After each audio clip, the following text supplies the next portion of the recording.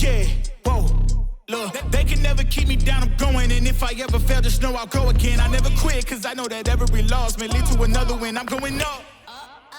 I bet when I land, they gon' tell me it's luck again. See that I'm winning, it's harder to watch. I'm setting the stage, you should give me my props. You ain't got no soul, you lacking the spirit. You talk out your neck, I'ma show you I'm with it. I would really hate for you to sit and watch me win again and win again and win again. I know it's probably getting on me and win a synonym. So if I ever win.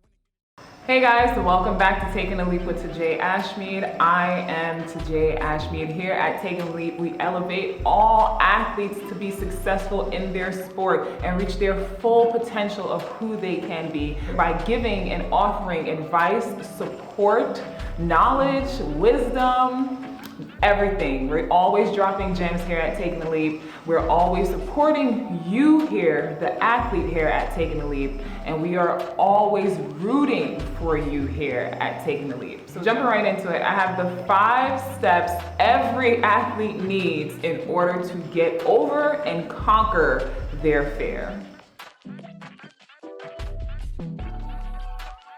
Number 1, get comfortable with fear. You cannot allow fear to paralyze you, stop you, hold you back. You have to allow fear to run through you. You have to get comfortable with it. You have to do a lot more of what scares you, what brings you fear, what frightens you. You have to be that person that notice that fear is there, but know that you're going to step over it and step through it. You have to be that person that is going to, as one of my favorite authors say, John Maxwell, fail forward. Because one of the things about failing forward is that you taking the chance on fear already puts you 2 steps to 10 steps ahead of where you were when that fear was just starting off in your mind. You have to be that athlete that understands fear is real. There's going to be fear in a lot of things that surround you, whether it's fear of playing in front of thousands of people, your fans, fear of speaking to your coach about your problems on and off the court, fear of not getting that professional contract, not being able to play overseas, or think you're not good enough to play overseas, which, by the way, is a lie. You, the athlete, is good to play anywhere, whether it's playing overseas, whether it's playing D1 basketball, whether it's playing D2 basketball. You are good enough. Do not allow that fear to paralyze you. Rather, to get comfortable with that fear and take more chances on things that scare you, on things that bring you fear. Get comfortable with it. Get comfortable with it. Understand that fear, as Will Smith said, fear is false evidence that appears real. And that's how I kind of think about fear. You know, I think that fear is one of the things that if we allow it to paralyze us, if we allow it to hold us back, it will hold us back. So number 1, again, get comfortable with your fear.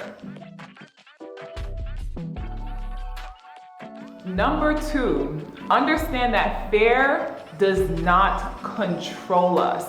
Going back to not being paralyzed by fear. Fear is something that is a reaction within the brain that tells us to stop. It's there as a defense mechanism to protect us. However, fear can also, again, stop us and paralyze us and cripple us from reaching where we necessarily need to reach. So there are a lot of things in life that we have to go through those fearful moments in order to see the beauty, in order to get to the end of the rainbow, in order to see the success and reap the success out of those situations. By allowing ourselves to not get controlled by fear, we are enabling ourselves with even more strength than we had prior, because now we are again aware of this fear. As athletes, there are so many moments again that are put in front of us that brings so much fear. Whether you are the athlete that's playing basketball and you have to make the mile, and you know if you don't make the mile, you got to run it tomorrow. The thing about getting comfortable to fear, and the thing about not allowing fear to control us, is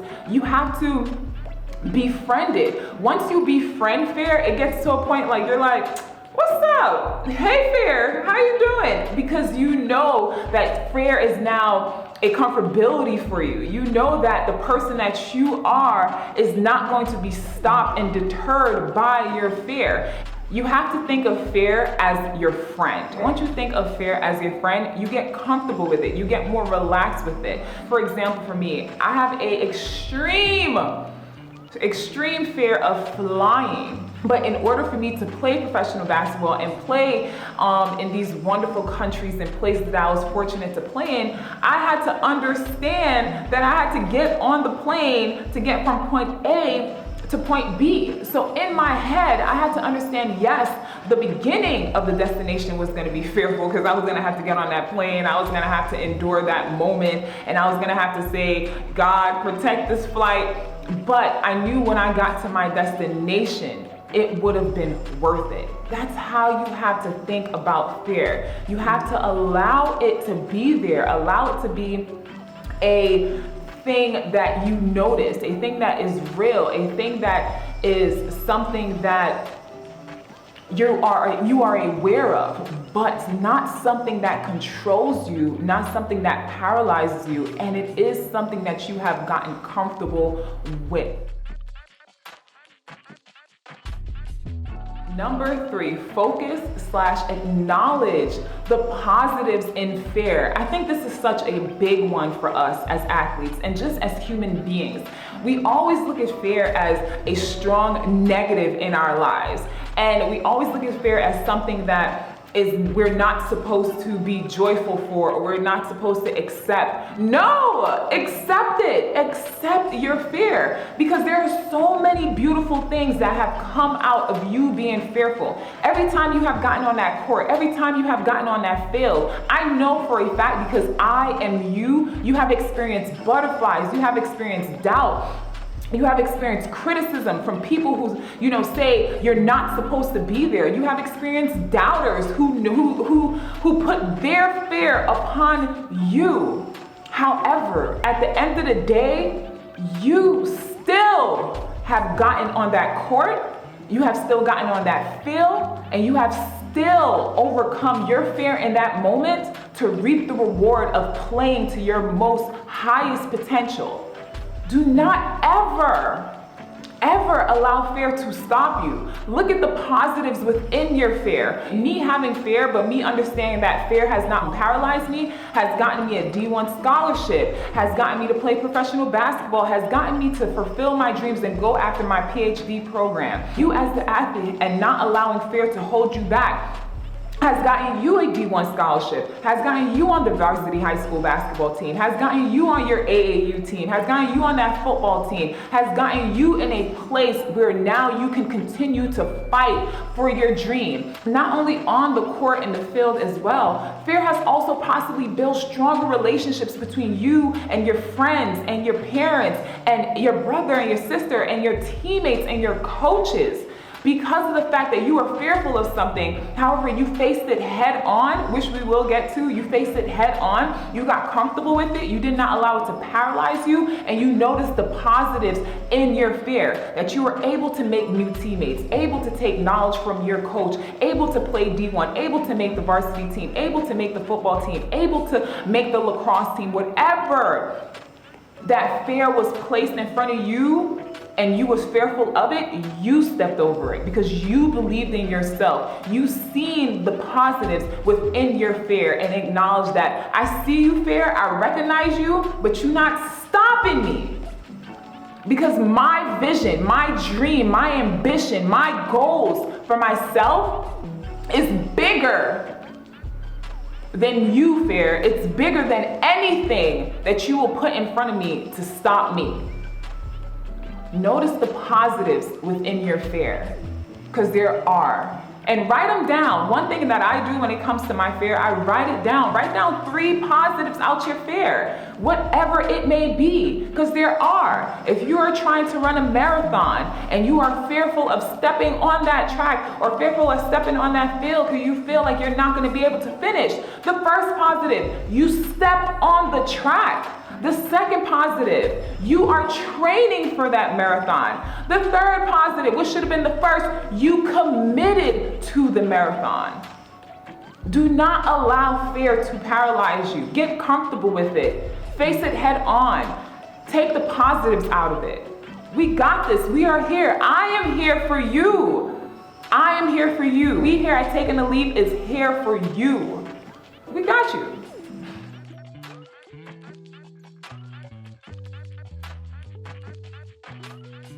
Number 4, face fear head on. It is important.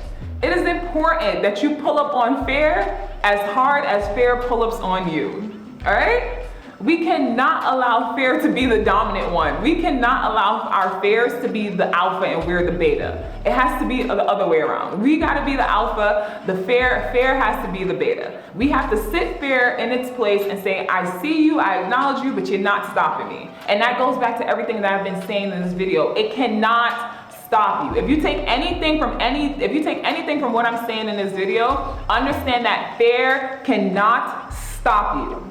Face it head on. If you are the athlete that is scared to post up in the post, but you know that in order for you to get to the basket, you gotta post up, post up. If you're the athlete that is scared to box somebody out to get the rebound, box them out. If you're the athlete that is scared to tackle that person that you know you gotta tackle to the floor, tackle them to the floor. Face fear head on. That is the only way you are going to get over your fear. That is the only way you are going to conquer your fear. That is the only way you are going to be one step ahead of your fear. Face it head on. Number 5 is one of my favorites, and I'm pretty sure you're gonna hear it in a lot of my videos, and it is positive self-talk. You have to be your own motivator and hype man.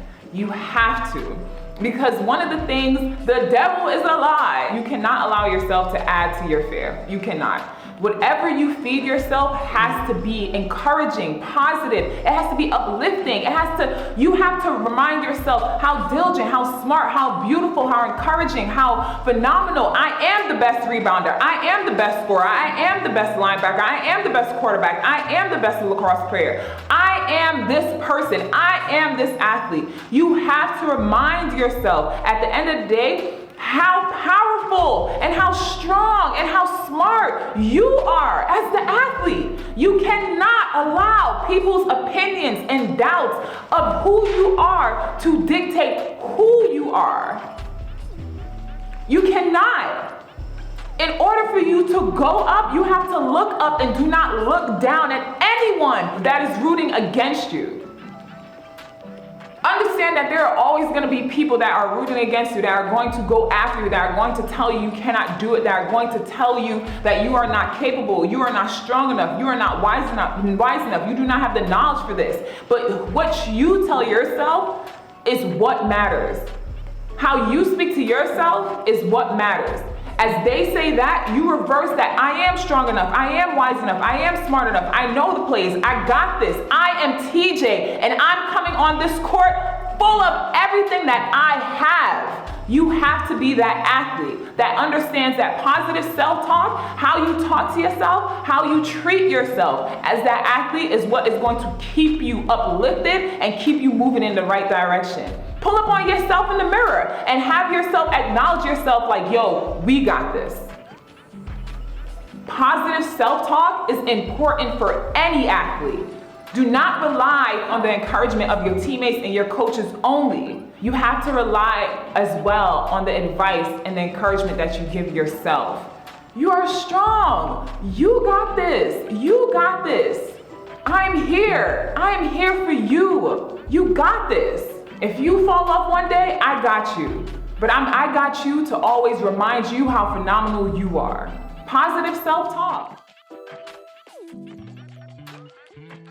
So I'm gonna hit you guys with a bonus. Number 6, plan to win. Do not subconsciously plan to fail. Sometimes an athlete, and I know I've done it too, we know we can win, like we know we can conquer our dreams, we know we can conquer our goals for that season, we know that we can understand the plays, but in the back of our head, in the back of our mind, we have that doubt on ourselves as well. Like, can we understand the plays? Can we have a great season? Can I be the top rebounder in the Big East this year? And yes, you can. We have to stop planning against ourselves.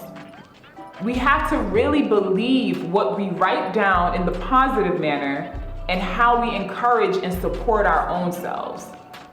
We have to know how important that is for our success, to always root for ourselves and always plan to win.